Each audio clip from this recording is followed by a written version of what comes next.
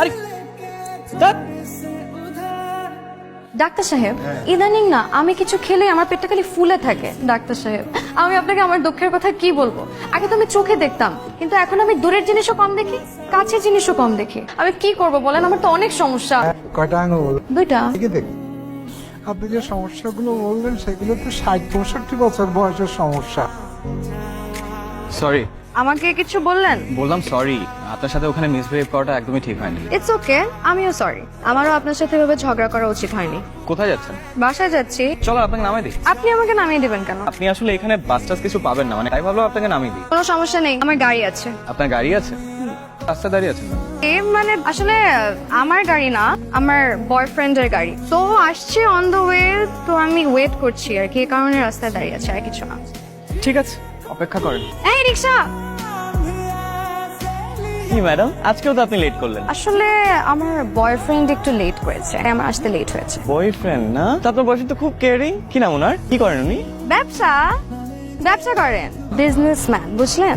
আচ্ছা, আপনার ex girlfriend কি নাম জানো ওনার? নীলা। কেন? ওনার কোনো ছবি আছে দেখি?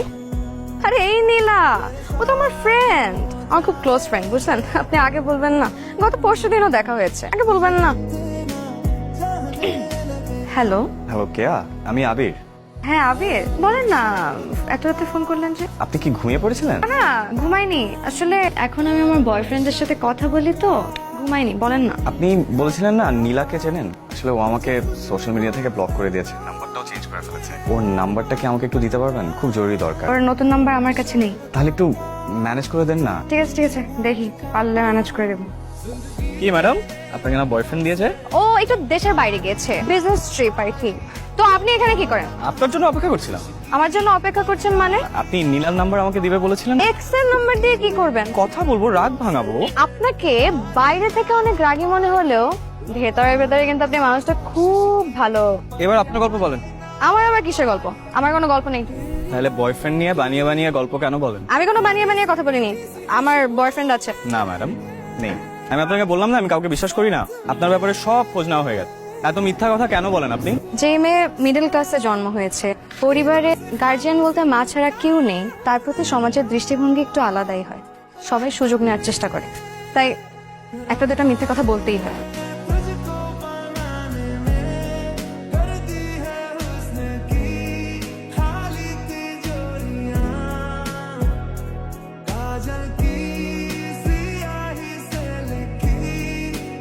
কেয়া, কিছু বলবেন? নাম্বারটা তো দিলেন না।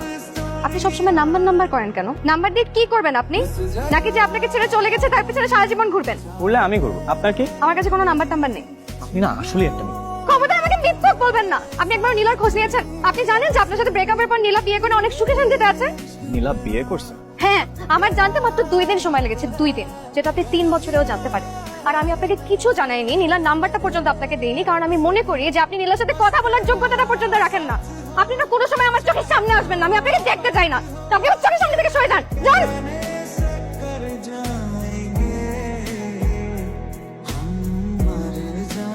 কে, I am sorry. It's okay. কিছু বলছো না যে? কি বলবো? আমাদের ট্রিটমেন্ট জানান, আমার বয়ফ্রেন্ডকে জিজ্ঞেস করে জানাবো। তাই তোমার বয়ফ্রেন্ড মানে? ফোন আসলো কোথেকে আবার? তুমি কিন্তু সুস্থ হও নাই, তুমি কিন্তু আবার বানায় বানায় কথা বলতেছো। তুমি একদমই সুস্থ হও নাই। আর তুমি তুমি কি সুস্থ হয়েছো?